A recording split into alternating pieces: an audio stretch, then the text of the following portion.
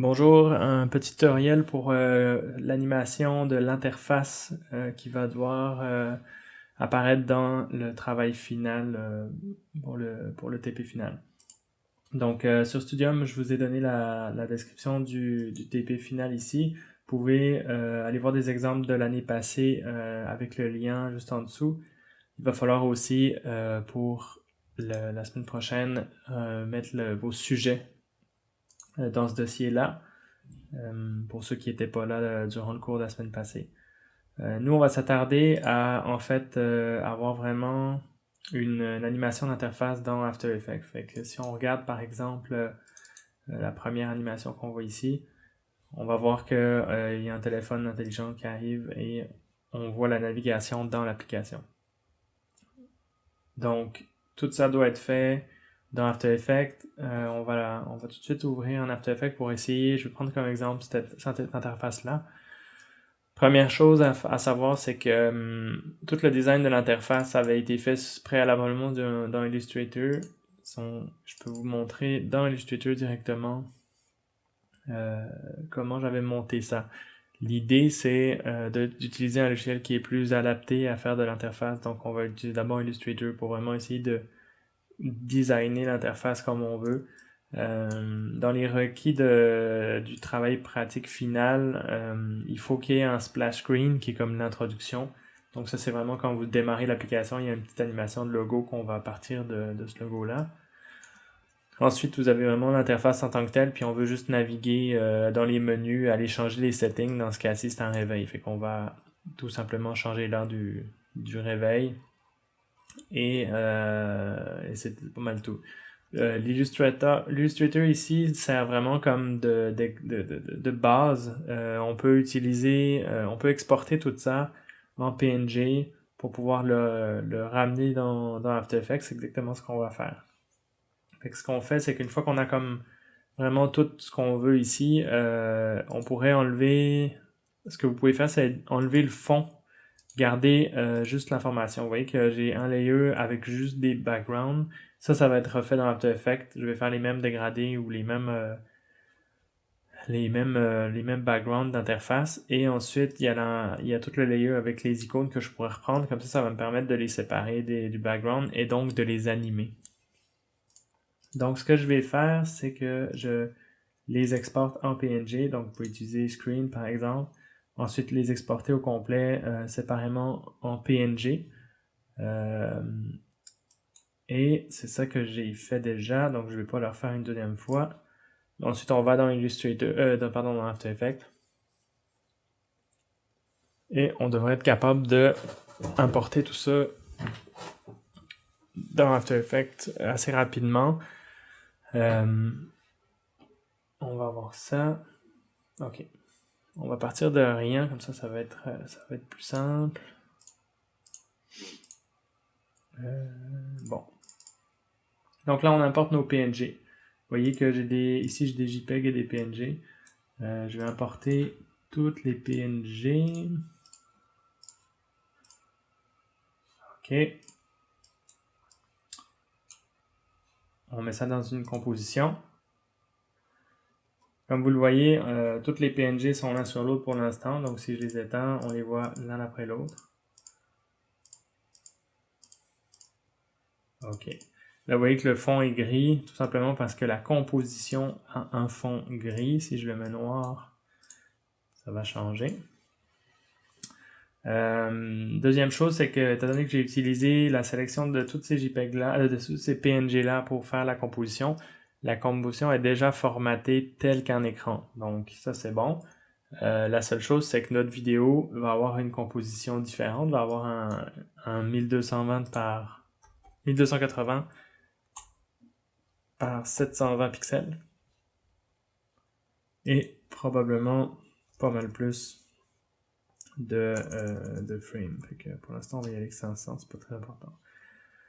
Imaginons que ça, c'est votre vidéo finale. Donc, c'est important de bien comprendre qu'on va utiliser des compositions et des sous-compositions pour pouvoir grouper nos animations. Donc là, on va avoir une vidéo. Si je voulais rapidement importer du footage, par exemple. je sais pas si j'ai... Ouais. Non, je vais faire ça simplement. Je pourrais considérer avoir le produit ici. Je vais le mettre là. Le background, je vais le mettre de la couleur de l'image background du JPEG. Ça, il n'y aura pas de fondu. Et il me manque un téléphone à côté pour pouvoir intégrer mon interface. Donc, ce que j'ai fait, c'est que j'ai été téléchargé sur Internet. Si je vais ici, je devrais avoir un iPhone Illustration. Vous voyez que là, j'ai des images d'iPhone. J'en ai un vue de face qui va être peut-être plus intéressant. Je pensais que j'en avais un de face. Celui-là, il me semble que c'est juste un icône. Ouais, c'est juste un icône. Ok, c'est celui-là. Donc, là, j'ai téléchargé sur Internet un iPhone PNG, donc il est déjà détouré. Donc, comme vous pouvez le voir, si je scale down tout ça, j'ai vraiment tout ce qu'il me faut pour intégrer mon interface. Fait que simplement, on va linker l'interface qui est ici de l'application sur le téléphone. Fait que première chose à faire, c'est que la composition s'appelle alarme, ce qui n'est pas vraiment le bon terme. Interface. Ici, ça va être animation. On va grouper pour que ce soit un petit peu plus clair. Footage.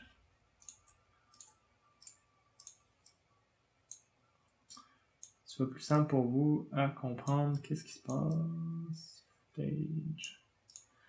Donc, il faut bien faire la différence. Ça, c'est des compositions. Donc, vous voyez qu'ici, j'ai deux onglets. La première composition qui est l'interface, qui a vraiment ce format, et la composition animation, qui est toute mon animation. Donc, si dans l'interface, dans la composition animation, je glisse l'interface, vous allez voir que, vous voyez, j'ai tout ce qui se passe dans cette composition. Si je décide d'afficher, par exemple, le bedroom, je reviens ici, vous voyez que ça s'est updaté pour bedroom. C'est vraiment un groupe, une instance, une composition dans une composition. Première chose que je vois, c'est que j'ai pas la bonne taille. Admettons que je vais montrer quelque chose de plus clair. Vous voyez que mon interface est plus grande que mon téléphone. Donc vraiment s'assurer d'avoir une interface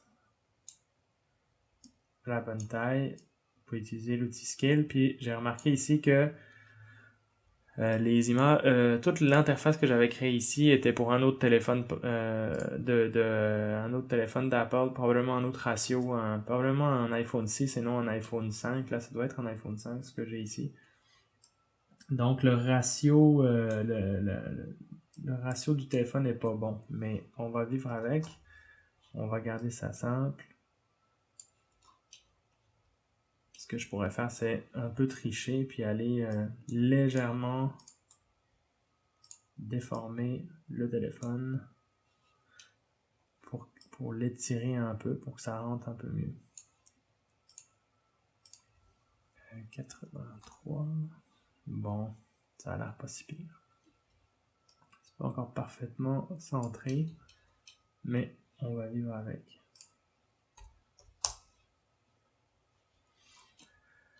Ok, parfait.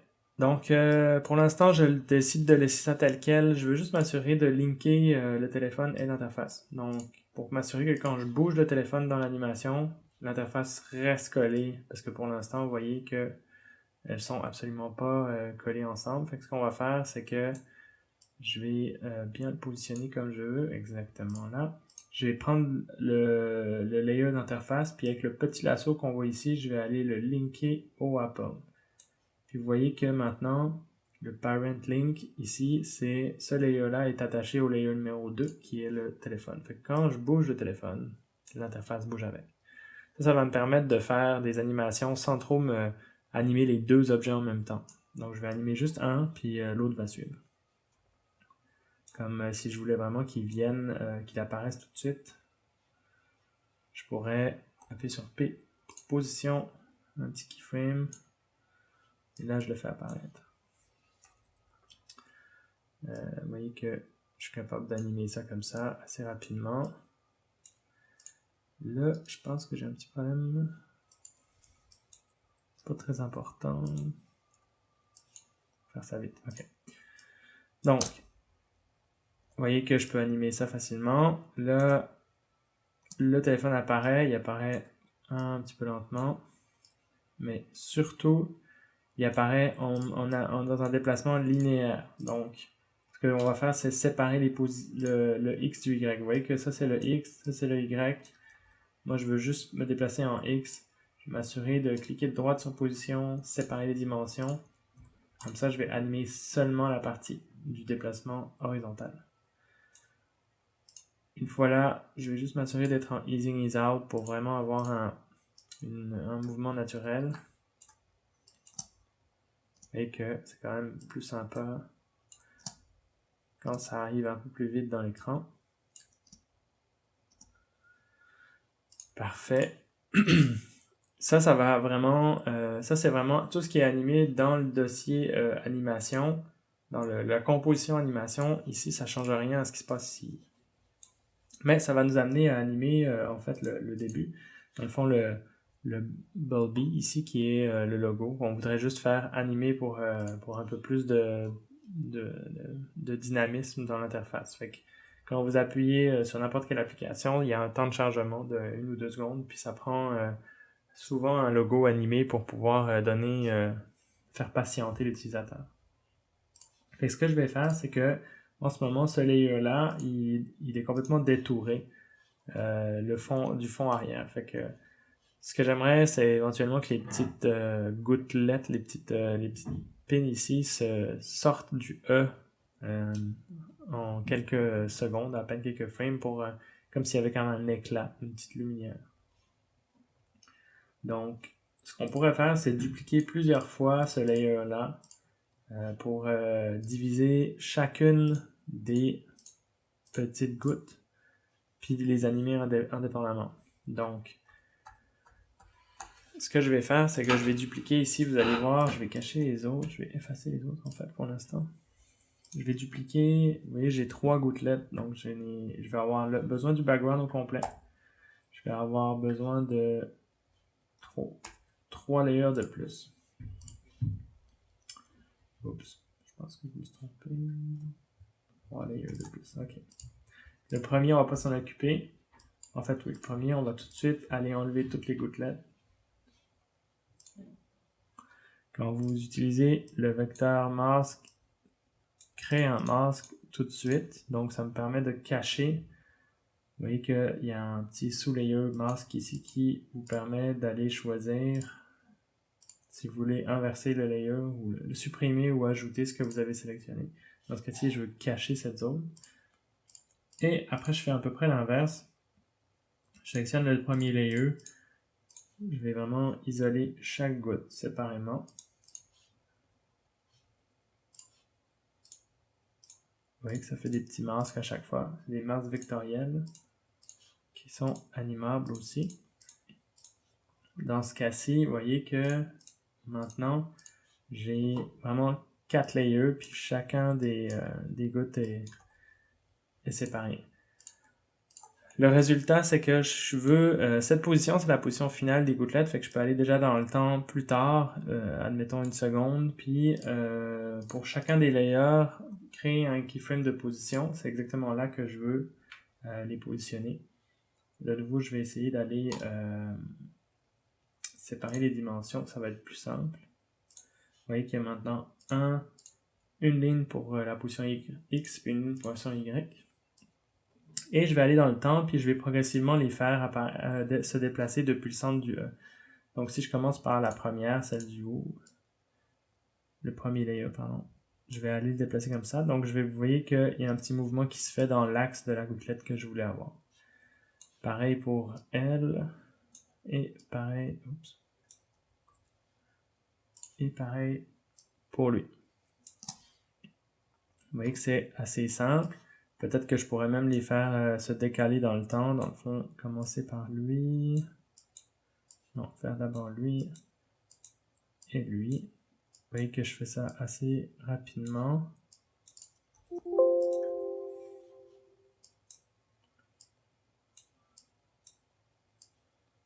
Je ne sais pas si ça va marcher. Voilà. Et vous voyez qu'en général, c'est intéressant, mais c'est pas, ça manque un peu de dynamisme. Fait que ce qu'on peut faire, c'est sélectionner tous les points. Puis en maintenant la touche Alt, vous pouvez aller toutes les rassembler plus facilement. Si je fais ça sans maintenir la touche Alt, ça va me déplacer tous mes points. Dans ce cas-ci, je veux juste les comprimer. Fait que en maintenant Alt, je suis capable d'écraser l'animation puis donc de l'accélérer. Dernière petite chose, on va vouloir que ce soit en easing, ease out, easy ease. Donc si je clique sur n'importe quel keyframe, je suis capable de demander ce.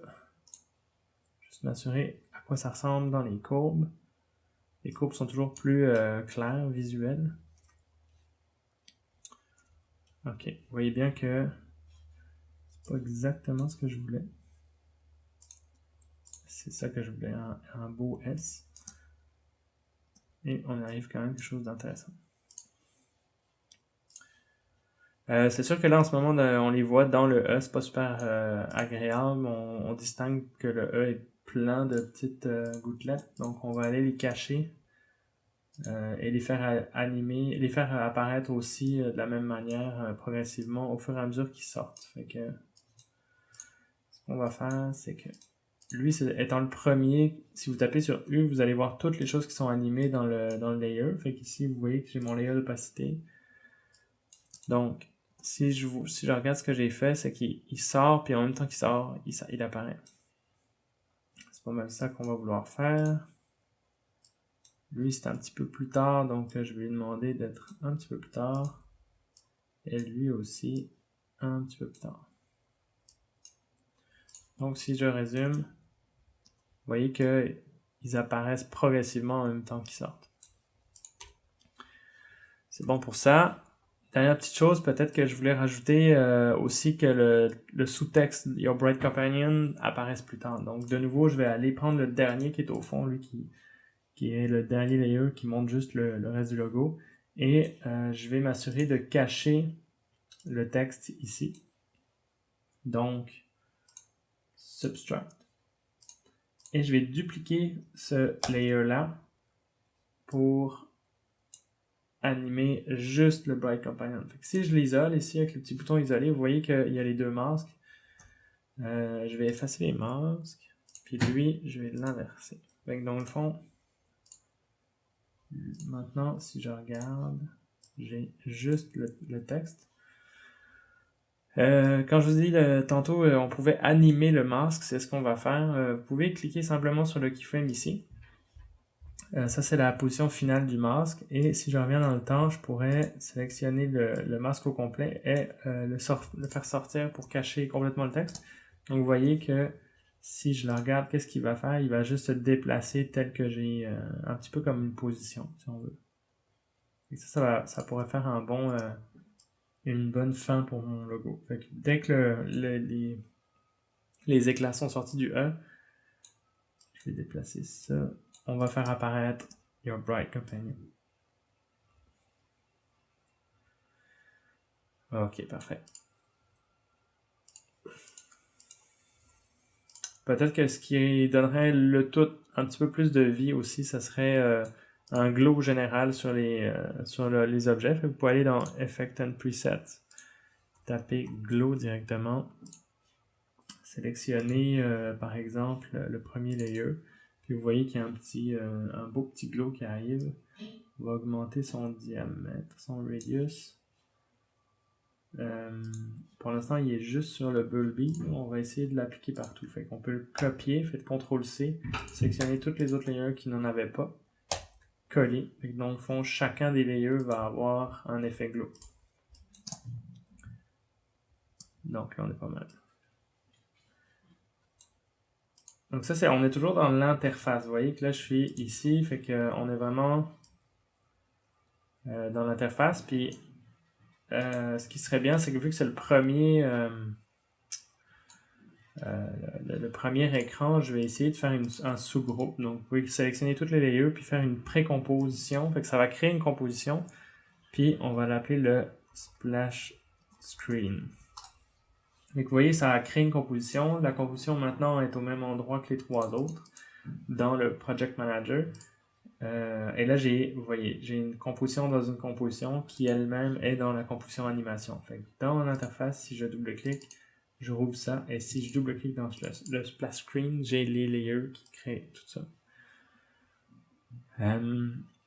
Toute mon animation est presque réglée. La seule chose qui me reste en fait à vraiment faire, ça serait éventuellement de créer une petite animation d'opacité pour le premier layer qui pourrait commencer en fond noir. Donc, vous voyez qu'on pourrait comme faire apparaître progressivement Bumblebee. Ok. On met ça à 100. Et voilà. Donc, je vais rallonger un petit peu le temps. Parfait. Dernière petite chose, ce qu'on voit ici, c'est que les déplacements des petites gouttelettes ont vraiment aucun motion blur. C'est quelque chose qu'on voudrait peut-être rajouter, c'est un flou de déplacement si on veut. On peut aller enclencher dans toutes les layers. Si vous cliquez ici, vous avez accès à l'option ici Motion Blur. Donc, il faut vraiment, chaque layer doit être enclenché. Et ensuite, vous devez enclencher le bouton principal. Fait que vous voyez, il y a un tout petit mouvement qui se crée. Et ça va créer un petit flou. Dans ce cas-ci, ça paraît pas trop, parce que le mouvement n'est pas assez rapide. Mais si mon mouvement, si par exemple, j'aurais pris cet objet-là, et j'aurais déplacé beaucoup plus rapidement cet objet. C'est sûr que avec ou sans motion blur, vous voyez qu'il s'étire. On voit vraiment qu'il devient plus flou. Ça, c'est le motion blur qui vient s'ajouter à l'animation, qui donne un petit peu plus de réalisme. Dans ce cas-ci, ça paraît pas trop. Good. Donc là, on revient à l'interface principale. Dans l'ordre des choses, le split screen arrive, le splash screen arrive. On va rallonger un petit peu la composition.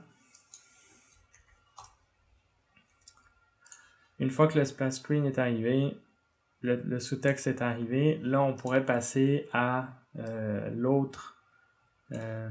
la prochaine interface qui serait en fait le menu principal, qui est probablement ceci.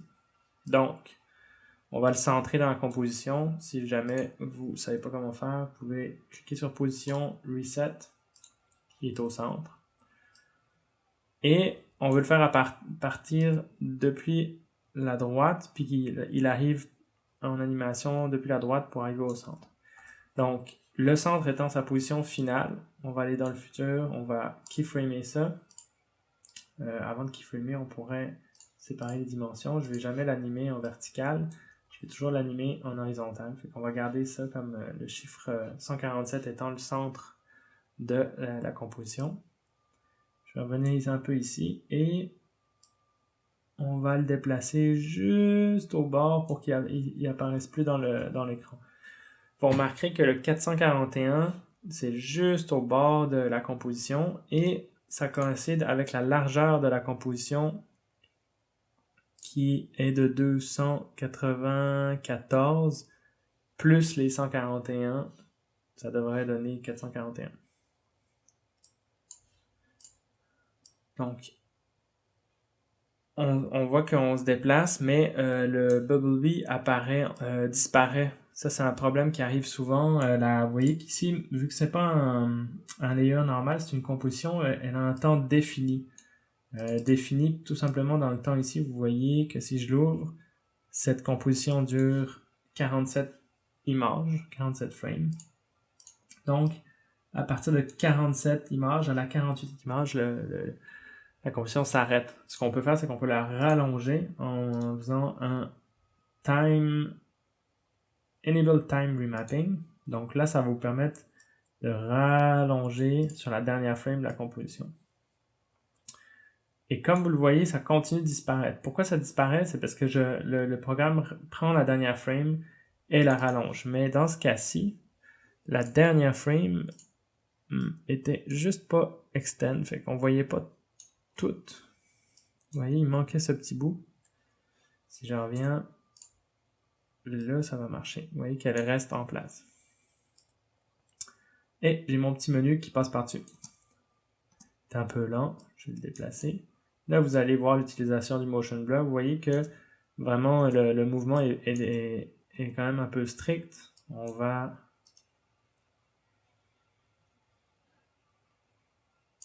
ease. Ça, c'est parfait. Je pourrais même garder ça en linéaire pour le premier.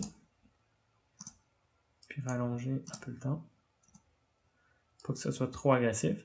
Puis vous voyez qu'il n'y a vraiment aucun motion blur là-dessus. Si dès que j'enclenche le motion blur, là, on voit que durant le trajet, l'image est floue, puis plus l'image ralentit, plus elle est nette, jusqu'à l'arrêt total où là, elle devient complètement nette. Je peux même accélérer ça. Non. Juste un petit peu rapide aussi. Vous voyez que je vois, si maintenant je regarde depuis le complet, je vois que Your Bright Companion, j'ai pas le temps de le lire. Il apparaît, mais j'ai pas le temps de le lire. Donc, on va laisser le temps au temps. On va, à partir de ici, décaler un peu notre séquence. Voilà. Il faut prendre le temps de bien pouvoir lire. C'est même un peu rapide.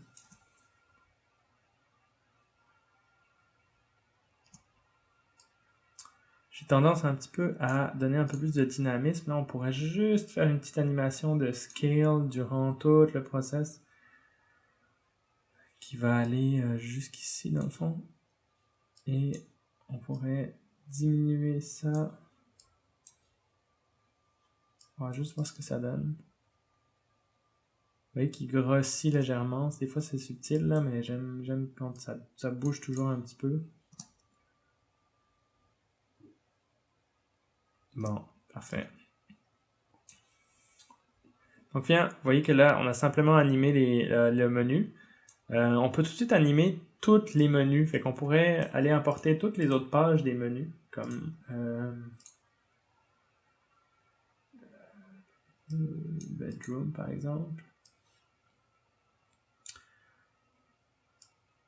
Et là, je vais cacher celle-là, je vais cacher celle-là.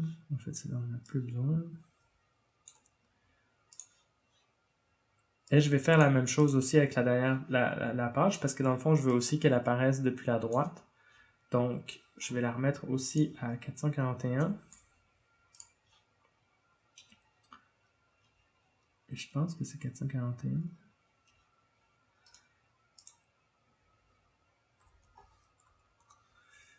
« 294, 247, 441. » Et au lieu de l'animer séparément, je vais la linker au layer menu qui est ici. Donc, ce qui va me permettre, quand je les anime ensemble, d'animer seulement le layer menu, puis de continuer dans le futur à toujours animer le layer menu. Donc, quand je déplace le layer menu de 441, donc, moins 147, je ne devrais pas avoir de pixels.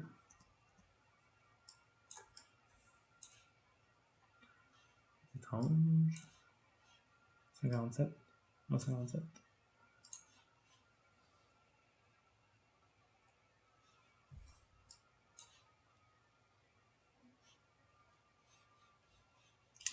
Peut-être pas parfait.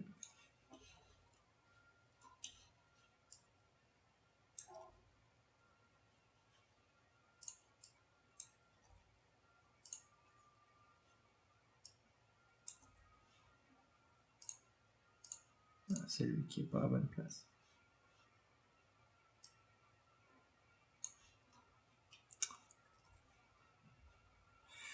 Donc, là, on a le premier menu qui apparaît et le deuxième. Vous voyez? Et au lieu d'avoir plein de layers animés, j'en ai juste un. Toutes les autres, je pourrais encore mettre la deuxième page, la page de l'alarme. Faire le même exercice. La déplacer sur le côté. 441. Et glisser aussi sur le menu. Donc si je décide encore une fois plus tard d'animer, je vais animer le même layer. Toujours. Donc vous voyez que c'est pas mal plus simple à gérer après, parce que vous n'avez pas à chercher où sont vos layers. Vous savez que c'est le layer menu qui est animé pour les déplacements horizontaux. Juste aller améliorer un petit peu la courbe ici.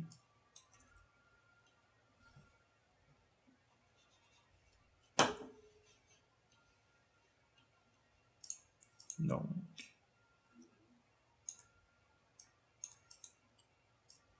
on va se laisser un petit peu.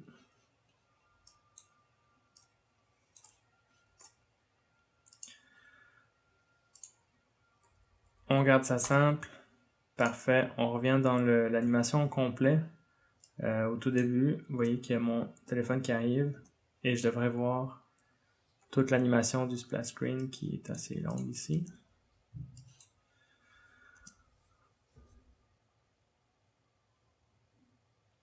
Bon. Là, il semble y avoir un petit problème.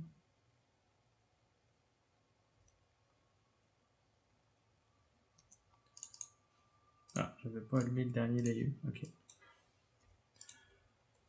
Là, on va voir si ça marche. L'interface semble parfaite. On a les interfaces des autres menus. Excellent. On va aller voir dans l'animation finale.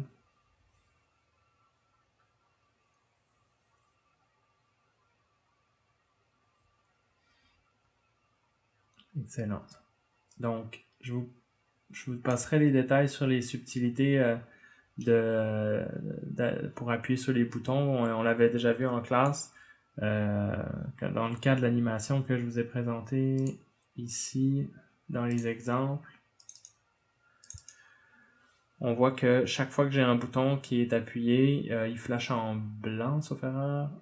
Ouais, c'est ça, un petit clic blanc. Donc là, vous avez juste à rajouter un petit rectangle blanc sur le bouton pour le faire flasher par opacité. Ce qui est intéressant, c'est par contre l'utilisation du petit rond pour le déplacement du doigt, pour simuler le doigt. Vous voyez que c'est assez intuitif, puis on comprend que c'est vraiment pas un doigt forcément, que ça représente, mais ça prend pas mal moins de place, puis c'est moins désagréable que de voir une main au complet arriver sur l'interface. Fait que ça, c'est ce qu'on peut faire à ce niveau-là. On va pas le faire dans l'interface, parce que dans l'interface, je suis limité par le cadre de l'écran. Alors que moi, j'aimerais vraiment que mon petit rond arrive depuis l'extérieur du cadre de l'animation complète. Donc, je vais créer un petit rond. Ce petit rond-là, je vais simplement lui demander une couleur pleine. Ça, c'est à vous de voir ce que vous voulez, à quoi vous voulez qu'il ressemble.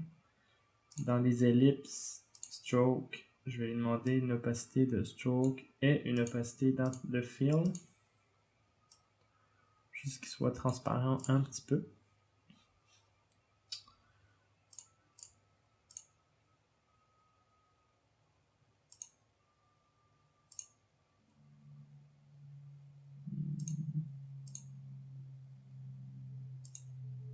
Bon. Peut-être pas stroke.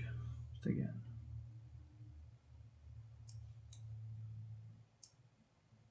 Un stroke.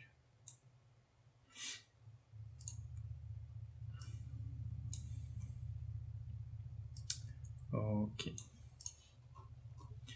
Et on a quelque chose de très simple, mais qu'on peut aller déplacer partout pour l'interface. Donc, si on voit par exemple l'interface qui arrive, le menu qui arrive, au moment où on passe sur le deuxième menu, on devrait en fait techniquement avoir le doigt qui clique sur Bedroom qui est là. Donc, ce qu'on va faire, c'est qu'on va le taper P pour position, keyframer, revenir dans le passé, aller sortir le rond du cadrage de l'écran, taper F9 pour un mouvement plus subtil, puis vous voyez, clic, on va le refaire un peu plus au ralenti,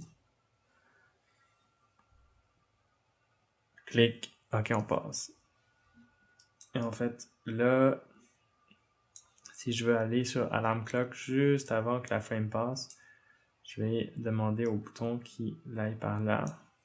Puis en général, notre doigt ne fait pas tout de suite ce qu'on veut. Dans ce cas-ci, on peut lui demander de d'abord faire un petit détour, comme s'il venait scruter toutes les autres options.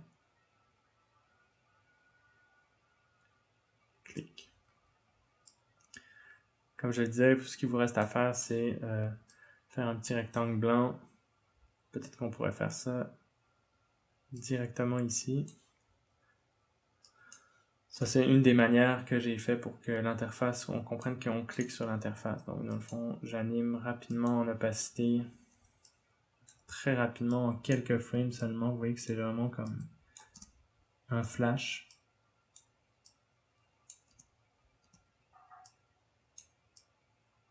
Et c'est vraiment un petit flash que j'appuie juste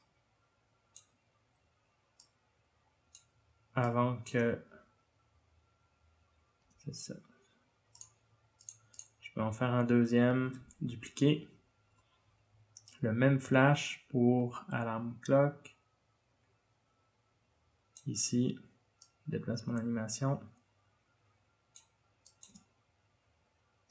Sauf qu'il n'est juste pas à la bonne place.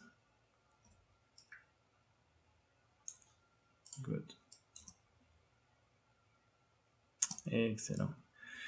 Donc, ça termine le tutoriel. Vous voyez que ça prend pas vraiment de temps d'animer une interface si on sait où on s'en va, puis si on a déjà en tête vraiment graphiquement où est-ce que le produit va, où est-ce que l'interface va aller, puis qu'est-ce qu'on veut présenter dans l'interface.